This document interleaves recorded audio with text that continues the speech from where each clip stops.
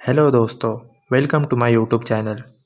तो आज हम बात करने वाले हैं पुणे में स्थित कुछ ऐसी जगहों के बारे में जो काफ़ी भुतहा है और जिनका इतिहास काफ़ी डरा देने वाला है। सबसे पहले हम बात करने वाले हैं शनिवार वाड़ा की। शनिवार वाड़ा जो कि मशहूर है अपने इतिहास और अपनी भुतहा कहानियों के लिए, जो कि बाजीराव प्रथम द्वारा बनाया गया था। इस वाड़े की नींव शनिवार को रखी गई थी, इसलिए इस वाड़े का नाम शनिवार वाड़ा रखा गया, जो कि 1736 में जाके तैयार हुआ। इस किले का मुख्य दरवाज़ा, जिसका नाम दिल्ली दरवाज़ा है, और इसके समवेत 4 और दरवाजे हैं, जिनका नाम गणेश दरवाज़ा, मस्तानी दरवाज़ा, जामुन दरवाज़ा और खिड़की दरवाज़ा। ये किला लगभग 625 एकड़ में फैला हुआ है, पर शनिवार वाड़े को पुणे की सबसे भुतहा जगह माना जाता है, क्योंकि हर पूर्णिमा की रात को इस किले में से एक आवाज़ आती है, काका मला वाचवा, मतलब चाचा मुझे बचाओ। बताया जाता है कि ये आवाज़ नारायण राव की आत्मा की आवाज़ है। दोस्तों, बाजीराव की मौत के बाद उनके बेटे बालाजी बाजीराव, जिन्हें नाना साहब भी कहा जाता था, उन्होंने बाजीराव की गद्दी संभाल ली। नाना साहब के 3 बेटे थे, जिनके नाम माधवराव, विश्वराव और नारायण राव थे। आगे जाके नाना साहब की पानीपत की तीसरी लड़ाई में मौत हो गई, जिसके कारण उनकी ये पेशवा की गद्दी अभी उनके बेटे माधवराव जी को मिली। विश्वराव, जो कि माधवराव के भाई थे, उनकी भी मौत इस जंग के चलते हो गई। उनकी मौत के कारण माधवराव जी का दिल टूट गया और इस सदमे के चलते अपनी जान गंवा बैठे। अभी पेशवा की गद्दी की जिम्मेदारियां नारायण राव पर आ गई थी। उस वक्त नारायण राव की उम्र 16 साल की थी।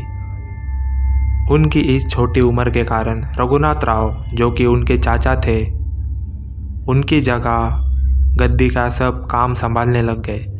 पर रघुनाथ की बीवी, जिसका नाम आनंदीबाई था, उनकी ये इच्छा थी कि पेशवे की गद्दी अभी रघुनाथ राव को मिलनी चाहिए, और उसे इस बात की जलन होने लगी। धीरे धीरे नारायण राव ने सारी जिम्मेदारियां संभालना शुरू कर दिया, और इस सभी षड्यंत्र पर रोक लगने के लिए रघुनाथ राव को किले में ही कैद कर लिया गया। नारायण राव का रिश्ता गर्दी लोगों से बहुत ही बुरा था। ये शिकारी लोग थे। आनंदीबाई ने उनको हुक्म दिया कि नारायण राव को मार दो। सुमेर सिंह, जो कि गर्दी लोगों का सरदार था, उसने कुछ लोग भेजे नारायण राव का खून करने के लिए। ये लोग रात को नारायण राव के पहरेदारों को मारकर उनके कमरे की ओर बढ़ गए। रात का समय था। सुमेर सिंह ने जो लोग भेजे थे नारायण राव को मारने के लिए, वो किले में प्रवेश कर चुके थे, और उन्होंने नारायण राव के पहरेदारों को मार दिया और नारायण राव के कमरे की ओर बढ़ने लगे। रात का समय था। नारायण राव की नींद खुल जाती है और वो समझ जाते हैं कि उन्हें मारने लोग आए हैं। नारायण राव वहाँ से अपनी जान बचा के भाग गए और अपने चाचा के कमरे की ओर बढ़ने लगे और चिल्लाए, काका माला वासवा, यानी कि चाचा मुझे बचाइए। पर उन्हें उन लोगों ने पकड़ लिया और उनके टुकड़े करके उनकी हत्या कर दी। कहते हैं कि नारायण राव की आत्मा आज भी इस किले में घूमती है, और हर पूर्णिमा की रात को किले में उसकी आवाज़ सुनाई देती है, काका माला वाचवा। तो ये कहानी है पुणे के शनिवार वाड़ा की, जिसे आज भी लोग भुतहा मानते हैं। दूसरी जो भुतहा जगह है, उस जगह का नाम होलकर ब्रिज है। ये ब्रिज भी पेशवा राज से ताल्लुक़ रखता है। इस ब्रिज का निर्माण माधवराव पेशवा के द्वारा हुआ गया था, जो कि 18वीं सदी में बन के तैयार हुआ था।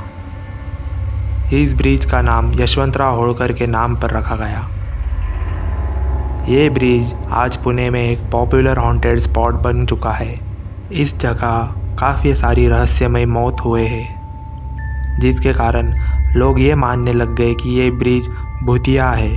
कुछ स्थानिक लोगों ने तो ये दावे भी किए हैं कि उन्हें यहाँ पर भूत दिखते हैं, और कुछ लोगों ने इस जगह पैरानॉर्मल एक्टिविटी होने के दावे किए हैं।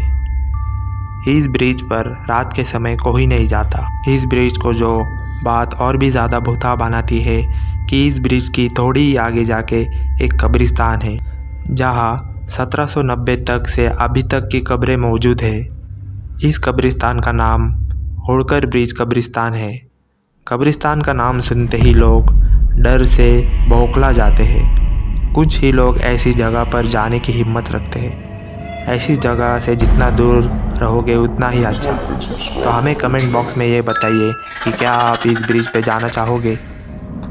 दोस्तों, आगे जिस जगह के बारे में हम बात करने वाले हैं उस जगह का नाम विक्ट्री थिएटर है। इस थिएटर को बन के लगभग 100 साल हो चुके हैं और ये थिएटर आज भी लोगों के लिए खुला है। पर इस थिएटर की एक बात ऐसी है जो इसे बाकी सारे थिएटर से अलग करती है, क्योंकि बताया जाता है कि ये थिएटर काफ़ी भुतहा है। इस थिएटर में काम करने वाले लोग और यहाँ के स्थानिक लोग बताते हैं कि उनके साथ इस थिएटर में काफ़ी सारी अजीबोगरीब घटनाएं हुई है। ज़्यादातर घटनाएं रात में घटती है जब थिएटर में कोई नहीं होता।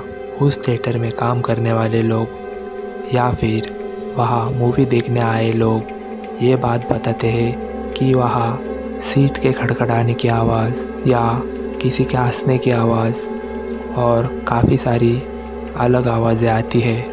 कई बार तो ऐसे हुआ है कि फिल्म के दौरान ही लोगों को किसी के हंसने की आवाज़ें या फिर सीट की खड़खड़ाने की आवाज़ें आने लगती है।